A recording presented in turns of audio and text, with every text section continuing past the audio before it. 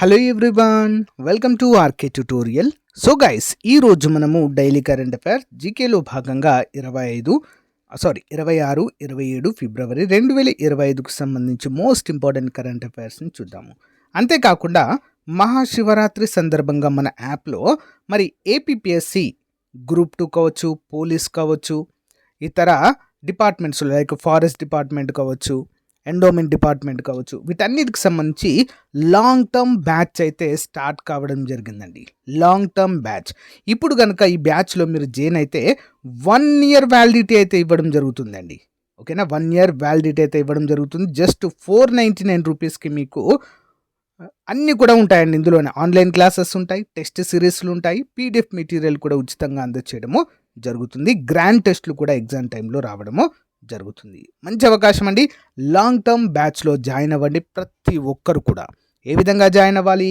App link in video description. CDPO కూడా అందుబాటులో ఉందండి. చాలామంది అడిగారు సిడిపిఓ కోర్సు, అది కూడా లాంచ్ చేయడం అయితే జరిగింది. ఒకసారి యాప్ డౌన్లోడ్ చేసుకొని link in video description download చేసి మీ మొబైల్ నెంబర్తో రిజిస్టర్ అయిన తర్వాత మరి అక్కడ స్టోర్ ఆప్షన్లో కోర్సెస్ అన్నీ ఉంటాయి. మీకు నచ్చిన కోర్సు డెమో చూసి పర్చేజ్ చేయండి వెంటనే. సో అమౌంట్ అయితే తక్కువ ఉంది, 1 year వ్యాలిడిటీ ఉంది. సో తర్వాత అమౌంట్ పెరిగే అవకాశం ఉంది కాబట్టి వెంటనే తీసుకోండి. Okay, all the best. Question number 1, భారత నేవీ ఇటీవల ఏ హెలికాప్టర్ నుండి నావల్ యాంటీ షిప్ మిసైల్ని ప్రయోగించింది? From which helicopter did the Indian navy recently launched the naval anti ship missile NASMSR? Answer option C అండి, ఇండియన్ నావల్ సీకింగ్ హెలికాప్టర్. వివరాలు చూద్దాం. ఒడిషా తీరంలోని చాందీపూర్ నుండి మొట్టమొదటిసారిగా నావల్ యాంటీ షిప్ మిసైల్ పరీక్షను భారత్ విజయవంతంగా నిర్వహించింది. ఈ క్షిపణి ఇండియన్ నావల్ సీకింగ్ హెలికాప్టర్ నుండి ప్రయోగించారు మరియు దాని ఖచ్చితమైన స్ట్రైక్ సామర్థ్యాన్ని విజయవంతంగా ప్రదర్శించారు. ఈ విజయం భారతదేశ రక్షణ మరియు నౌకాదళ యుద్ధ సామర్థ్యాలలో ఒక ముఖ్యమైన మైలురాయిని సూచిస్తుంది అంటూ తెలియజేశారు. నెక్స్ట్ వన్, మొట్టమొదటి EFIRను నమోదు చేసిన భారతీయ రాష్ట్రం ఏది? భారతదేశంలోనే ఫస్ట్ టైం అండి ఇది. Which Indian state register the first EFIR? Options అండి, జమ్మూ అండ్ కాశ్మీర్, కేంద్రపాలిత ప్రాంతము. జమ్మూ మరియు కాశ్మీర్ పోలీసులు తమ మొట్టమొదటి EFIRని పోలీస్ స్టేషన్లో క్రూలో నమోదు చేశారు. పోలీస్ స్టేషన్ క్రూ అనేటువంటి ప్లేస్లో. ఇది డిజిటల్ పోలీసింగ్లో ఒక ముఖ్యమైన ముందడుగు వేసింది. ఫిర్యాదు ఈమెయిల్ ద్వారా దాఖలు చేయబడింది మరియు కేసు FIR నంబర్ 17/2025 నమోదుకు దారితీసింది. ఈ చొరవ నిర్దిష్ట నేరాలకు సంబంధించిన EFIRలకు మద్దతిచ్చే లా కమిషన్ ఆఫ్ ఇండియా యొక్క సిఫారసులకు అనుగుణంగా ఉంటుంది. ఈ చర్య నేర న్యాయ వ్యవస్థలో పారదర్శకత మరియు ప్రాప్యతను పెంచుతుందని భావిస్తున్నారు. ఓకే, నెక్స్ట్ వన్, తెలంగాణ ప్రభుత్వము 2025-26 విద్యా సంవత్సరం నుండి అన్ని CBSE, ICSE, IB మరియు ఇతర బోర్డు అనుబంధ పాఠశాలల్లో 9వ తరగతి విద్యార్థులకు తప్పనిసరిగా ఏ భాషను బోధించాలని నిర్ణయించింది. From the academic year 2025-26, which language as the Telangana government made mandatory for 9th grade students in all CBSE, ICSE, IB and other board affiliated schools? Answer option C, Telugu అండి. ఓకేనా, తెలుగును తప్పనిసరిగా చేసింది. చూద్దాం. తెలంగాణ ప్రభుత్వం 2025-26 విద్యా సంవత్సరం నుండి అన్ని CBSE, ICSE, IB మరియు ఇతర బోర్డు అనుబంధ పాఠశాలల్లో 9వ తరగతి విద్యార్థులకు తెలుగును తప్పనిసరిగా సబ్జెక్టుగా చేసింది. ఈ చొరవ 2026-27 నుంచి 10వ తరగతి విద్యార్థులకు విస్తరిస్తుంది. ఈ నిర్ణయం తెలంగాణ పాఠశాలల్లో తెలుగు తప్పనిసరిగా బోధన మరియు అభ్యాస చట్టం 2018కి అనుగుణంగా ఉంటుంది. ఇది తెలుగు భాష యొక్క పరిరక్షణ మరియు ప్రోత్సాహాన్ని నిర్ధారిస్తుంది. సరళీకృత తెలుగు వెన్నెల పుస్తకం CBSE ప్రకారము 089 కోడ్ సులువుగా నేర్చుకోవడం కోసం ప్రామాణిక సింగిడి పుస్తకాన్ని కూడా భర్తీ చేస్తుంది. Okay, next one, Jal Thal Raksha 2025 అనే సైనిక విన్యాసం ప్రధానంగా ఏ అంశంపై కేంద్రీకృతమై ఉంది? Jal Thal Rakshan 2025 military exercise is primarily focused on which aspect? Answer option B అండి, ద్వీప భద్రతను బలోపేతం చేయడం, స్ట్రెంథనింగ్ ఐలాండ్ సెక్యూరిటీ. వివరాలు చూద్దాం. Indian army, Indian coast guard మరియు మెరైన్ పోలీసుల సహకారంతో గుజరాత్లోని బెట్ ద్వారకాలో జల్దల్ రక్ష 2025 అనే భారీ సైనిక విన్యాసాన్ని నిర్వహించింది. ద్వీప భద్రతను బలోపేతం చేయడం, అక్రమాలను ఎదుర్కోవడం మరియు వివిధ భద్రతా బలగాల మధ్య సమన్వయాన్ని పెంపొందించడం ఈ వ్యాయామం లక్ష్యము. ఈ డ్రిల్ను బహుళ ప్రభుత్వ ఏజెన్సీలు గమనించాయి. సంభావ్య భద్రతా బెదిరింపులకు వ్యతిరేకంగా సంసిద్ధతను నిర్ధారిస్తుంది. Important question. Okay, next one. భారతదేశం యొక్క మొట్టమొదటి హైపర్ లూప్ టెస్ట్ ట్రాక్ ఎక్కడ ఉంది? ఆన్సర్ ఆప్షన్ బి అండి, ఐఐటి మద్రాస్లో దీన్ని ఏర్పాటు చేయడము జరిగింది. ఐఐటి మద్రాస్ భారతీయ రైల్వే సహకారంతో భారతదేశం యొక్క మొట్టమొదటి హైపర్ లూప్ టెస్ట్ ట్రాక్ను ప్రారంభించింది. ఇది హై స్పీడ్ రవాణాలో విప్లవాత్మక మార్పులకు ఒక ప్రధాన అడుగుగా నిలిచింది. ఐఐటి మద్రాస్ క్యాంపస్లో ఉన్న ఈ 422 మీటర్ల పొడవు గల సదుపాయము అల్ట్రా ఫాస్ట్ ప్రయాణానికి మార్గం సుగమం చేస్తుందని భావిస్తున్నారు. దీర్ఘ ఇంటర్సిటీ ప్రయాణాలను కేవలం కొన్ని నిమిషాలకు తగ్గించవచ్చు. Hyper loop system vacuum tube లోపల విద్యుదయస్కాంతంగా లెవిటేటెడ్ ప్యాడ్లను ఉపయోగిస్తుంది. గాలి నిరోధకతను తగ్గిస్తుంది మరియు విమానాలతో పోల్చదగిన వేగాన్ని ఇది అనుమతిస్తుంది. ఇంపార్టెంట్ క్వశ్చన్ చూద్దాము. జర్మనీ కొత్త ఛాన్సలర్గా ఫెడరిక్ మోర్జ్ను ఎవరు ఎంపిక చేశారు? Who selected Friedrich Merz as Germany's new chancellor? ఎవరు ఎంపిక చేశారండి? Option A, Germany federal parliament ఎంపిక చేయడం జరిగింది. ఓకే, చూద్దాం. ఒక ప్రధాన రాజకీయ పరిణామంలో క్రిస్టియన్ డెమోక్రాటిక్ యూనియన్ నాయకుడు ఫెడరిక్ మర్జ్ జర్మనీ తదుపరి ఛాన్సలర్గా బాధ్యతలు చేపట్టారు. అంటే మనకు ప్రధానమంత్రి ఎలాగో అక్కడ ఛాన్సలర్ అండి, సింపుల్. ఓకే, అతని పార్టీ క్రిస్టియన్ సోషల్ యూనియన్తో పొత్తుతో 2025 ఫెడరల్ ఎన్నికలలో విజయం సాధించింది. ఓలాఫ్ స్కోల్జ్ పదవి కాలం తర్వాత జర్మనీ నాయకత్వంలో మార్పు వచ్చింది. 69 సంవత్సరాల వయసులో మోర్జ్ 1949లో కొన్రాడ్ అడెనౌర్ తర్వాత ఈ పాత్రను స్వీకరించిన అతిపెద్ద వ్యక్తి అవుతారు. అతని అధికారానికి ఎదుగుదల జర్మనీ యొక్క దేశీయ పాలన మరియు ప్రపంచ వ్యవహారాలలో దాని పాత్ర రెండింటిని ప్రభావితం చేసే విధానాలతో సాంప్రదాయవాద నాయకత్వం యొక్క పునరాగమనాన్ని సూచిస్తుంది. Okay, next one. 2025 రాబందుల జనాభా లెక్కల మొదటి దశ ప్రకారము మధ్యప్రదేశ్లో రాబందుల జనాభాలో ఎంత శాతం వృద్ధి జరిగింది? As per the first phase of the 2025 vulture population census, what is the percentage increase in the vulture population in Madhya Pradesh? ఎంత అండి? 22.9% పెరిగిందండి. సో దాన్ని ఏ విధంగా ఇచ్చారని కూడా ఇక్కడ ఎక్స్ప్లెయిన్ చేశారు. 2024లో రాబందుల జనాభా 10,845 కాగా 2025లో 12,981కి పెరిగింది. ఓకేనా? సో దాన్ని 12,985 మైనస్ 10,845 చేస్తే మనకు divided by 100. Okay, divided by 100 వేస్తే మనకైతే ఆన్సర్ అయితే వస్తుందండి. 22.9% పెరిగింది. Okay, next one. మధ్యప్రదేశ్ భారతదేశంలో అత్యధిక రాబందుల జనాభా కలిగిన రాష్ట్రంగా ఉద్భవించింది. వన్యప్రాణుల సంరక్షణలో పెద్ద విజయాన్ని సాధించింది. 2025 రాబందుల జనాభా లెక్కల మొదటి దశ ప్రకారం రాష్ట్ర రాబందుల జనాభా 12,981కి చేరుకుంది. 2024లో 10,845 మరియు 2019లో 8,397 నుంచి గణనీయమైన పెరుగుదల.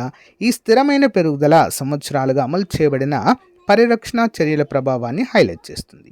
2016లో ప్రారంభమైన రాబందుల గణన జనాభా పోకడలను ట్రాక్ చేయడంలో మరియు ఈ ముఖ్యమైన స్కావెంజర్ల మనుగడను నిర్ధారించడంలో కీలక పాత్ర పోషిస్తుంది. ఓకేనా? మరి రాబందుల జనాభా ఇటీవల డైక్లోఫినాక్ అనేటువంటి మెడిసిన్, ఓకేనా, అది వాడడం వల్ల చాలా వరకు తగ్గిపోయిందండి. అందుకే మన దేశంలో డైక్లోఫినాక్ అనేటువంటి పెయిన్ కిల్లర్ అండి, అది వాడడాన్ని తగ్గించడం అయితే దాన్ని బ్యాన్ చేశారు, సింపుల్గా చెప్పాలంటే. Okay, next.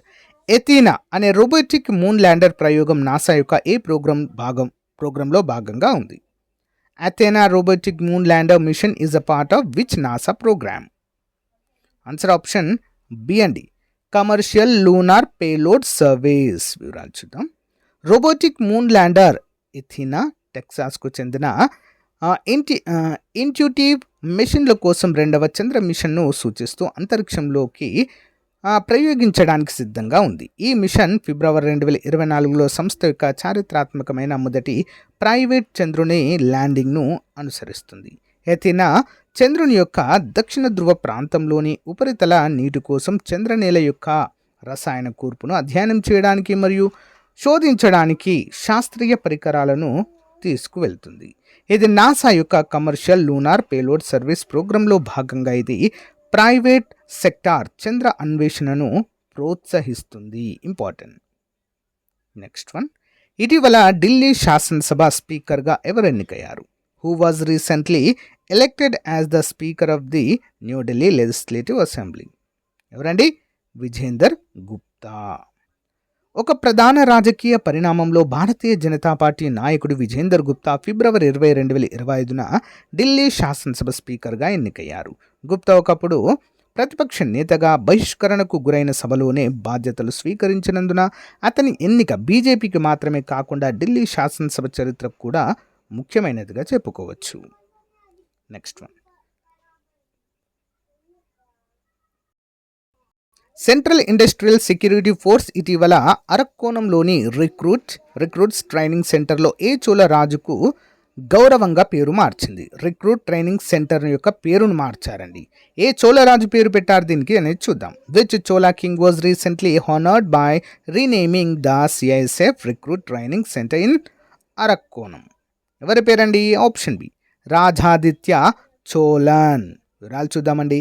Central industrial security force తమిళ చరిత్రలో చెప్పుకోదగ్గ వ్యక్తి అయిన రాజాదిత్య చోళన్ గౌరవించడానికి అరక్కోణంలో రిక్రూట్స్ ట్రైనింగ్ సెంటర్గా ఇటీవల పేరు మార్చింది.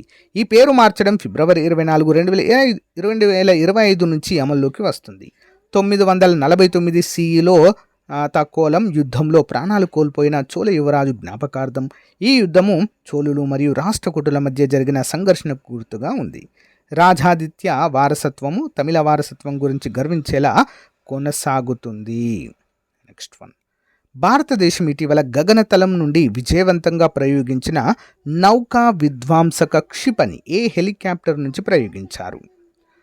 From which helicopter was the naval anti ship missile recently successfully test fired by India from the air? Answer option C అండి, సీకింగ్ హెలికాప్టర్. నౌకా విధ్వంసక క్షిపణి తొలిసారిగా గగనతలం నుంచి భారత్ విజయవంతంగా ప్రయోగించింది. రక్షణ పరిశోధన అభివృద్ధి సంస్థ, భారత నౌకాదళం సంయుక్తంగా చాందీపూర్ సమీకృత పరీక్ష కేంద్రం నుంచి మంగళవారం జరిపిన ఈ ప్రయోగము విజయవంతమైనట్లుగా బుధవారము అధికారులు వెల్లడించారు. నౌకాదళానికి చెందిన సీకింగ్ హెలికాప్టర్ నుంచి దీన్ని ప్రయోగించినట్లుగా తెలిపారు. క్షిపణికి చెందిన మ్యాన్ ఇన్ లూప్ ఫ్యూచర్ను ఈ ప్రయోగము నిరూపించిందని, గరిష్ట పరిధితో స్కిమ్మింగ్ మోడ్లో చిన్న నౌక లక్ష్యాన్ని నేరుగా చేరుకుంటుందని వివరించడమైతే చూడవచ్చు. ఓకే, నెక్స్ట్ వన్, కేంద్ర ప్రభుత్వము 60 ఏళ్లకు పైబడిన వారందరికీ సార్వత్రిక పెన్షన్ అందించేందుకు పరిశీలిస్తున్న పథక లక్ష్యము ఏమిటి? What is the objective of the universal pension scheme being considered by the central government for those above 60 years? Option C అండి, సామాజిక భద్రత లేకుండా కార్మికులకు పెన్షన్ అందించడము. Important question. దేశంలోని అందరు పౌరుల కోసము కేంద్రం కొత్త పెన్షన్ పథకం ఒకటి తీసుకువస్తుంది. 60 ఏళ్లు పైబడిన వారందరికీ సార్వత్రిక పెన్షన్ను అందించే ఉద్దేశంతో సార్వత్రిక పెన్షన్ పథకంపై కేంద్రము కసరత్తులు చేస్తుంది. ఎలాంటి సామాజిక భద్రతా పథకానికి నోచుకొని నిర్మాణ రంగ కార్మికులు, గిగ్ వర్కర్లకు వంటి వారికి ప్రయోజనం కల్పించే ఉద్దేశంతో ఆ దిశగా అడుగులు వేస్తున్నట్లుగా కార్మిక శాఖ ఈ దిశగా కార్యాచరణ ప్రారంభించింది. పదవీ విరమణ అనంతరం పెన్షన్ అందించేందుకు ఉద్యోగులకు ఉద్యోగ భవిష్య నిధి సంస్థ ఉంది. ఏదైనా కంపెనీలో పని చేస్తే అతడికి వేతనం నుంచి 12% చొప్పున అతనికి పిఎఫ్ ఖాతాకు జమ అవుతుంది. పనిచేస్తున్న సంస్థ సైతము అదే మొత్తంలో జమ చేస్తుంది. ఓకే, నెక్స్ట్, అంతర్జాతీయ నావిగేషన్ సహాయ సంస్థ గురించి సరైన ప్రకటన ఏది? Which of the following statement about the International Association of Marine Aids to Navigation and lighthouse authorities is correct. Option B అండి. ఐఏఈఎల్ను ఇంతకుముందు international association of lighthouse అథారిటీస్గా పిలిచేవారు అనేది కరెక్ట్. రిమైనింగ్ అన్ని తప్పు. చూద్దాము. సింగపూర్లో జరిగిన international organisation of aids to marine navigation మొదటి జనరల్ అసెంబ్లీ ప్రారంభోత్సవంలో ఉపాధ్యక్ష పదవికి భారత్ ఎన్నికైంది. 1957లో ఇంటర్ గవర్నమెంట్ ఆర్గనైజేషన్గా స్థాపించిన ఐఏఎల్ఏ ప్రస్తుతము ప్రభుత్వ సంస్థగా మారింది. దీనిని గతంలో international association of lighthouse authorities అని పిలిచేవారు. నినాదము successful voyage sustainable planet. Additional questions.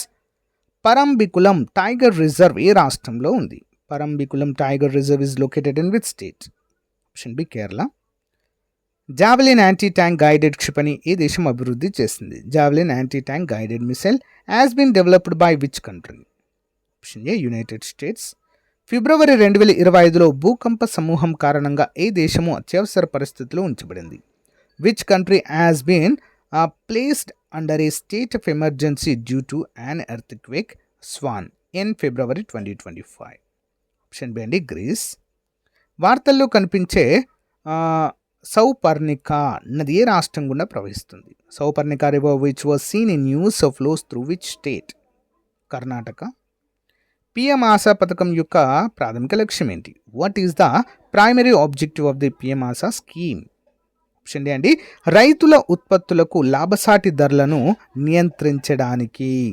So guys, ఇది రోజుకు సంబంధించిన మోస్ట్ ఇంపార్టెంట్ కరెంట్ అఫైర్స్. మీకు నచ్చితే లైక్ చేయండి, తప్పకుండా మీ ఫ్రెండ్స్తో షేర్ చేయండి. మన యొక్క యాప్లో ఉన్నటువంటి కోర్స్ లాంగ్ టర్మ్గా ఎవరైనా ప్రిపేర్ అవుతున్నట్లయితే తప్పకుండా తీసుకోండి. Thank you. Have a nice day. Bye.